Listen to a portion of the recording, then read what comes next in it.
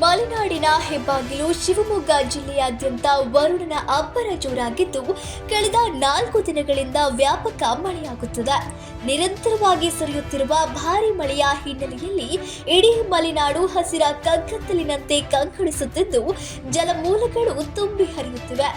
ಈ ಮಧ್ಯೆ ಜಿಲ್ಲೆಯ ಪ್ರಮುಖ ಆಕರ್ಷಣೆಯಾದ ವಿಶ್ವವಿಖ್ಯಾತ ಜೋಗ ಜಲಪಾತವು ಪೂರ್ಣ ಪ್ರಮಾಣದಲ್ಲಿ ಜೀವಕಳೆ ಪಡೆದುಕೊಂಡಿದ್ದು ಪ್ರವಾಸಿಗರ ಕಣ್ಣಿಗೆ ಹಬ್ಬವನ್ನುಂಟು ಮಾಡುತ್ತಿದೆ. ಶರಾವತಿ ನದಿಯ ಕಣಿವೆ ಪ್ರದೇಶದಲ್ಲಿ ಉತ್ತಮ ಮಳೆಯಾಗುತ್ತಿರುವ ಹಿನ್ನೆಲೆಯಲ್ಲಿ ಜೋಗ ಜಲಪಾತಕ್ಕೆ ಭಾರಿ ಪ್ರಮಾಣದ ನೀರು ಹರಿದು ಬರುತ್ತಿದೆ.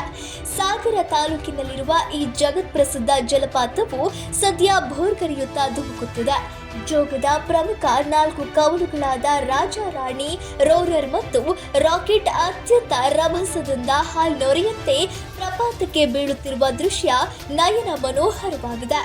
ಮುಗಿಲನ್ನು ಮುಟ್ಟುವಂತೆ ಏಳುತ್ತಿರುವ ಮಂಜಿನ ಹೊಗೆ ಮತ್ತು ಜಲಪಾತದ ಸೌಂದರ್ಯ ಇಡೀ ಪ್ರಕೃತಿಯ ಸೊಬಗನ್ನು ಇಮ್ಮಡಿಗೊಳಿಸಿದೆ.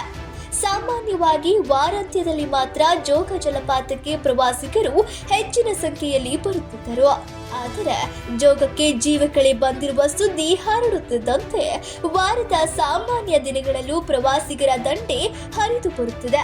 ಮಳೆಯ ನಡುವೆಯೂ ದೇಶ ವಿದೇಶಗಳ ನಾನಾ ಮೂಲೆಗಳಿಂದ ಆಗಮಿಸುತ್ತಿರುವ ಸಾರ್ವಜನಿಕರು ಹಾಗೂ ಪ್ರಕೃತಿ ಪ್ರೇಮಿಗಳು ಜೋಗದ ಭೋರ್ಗರೆತಕ್ಕೆ ಸಂಪೂರ್ಣ ಫಿದಾ ಆಗಿದ್ದಾರೆ.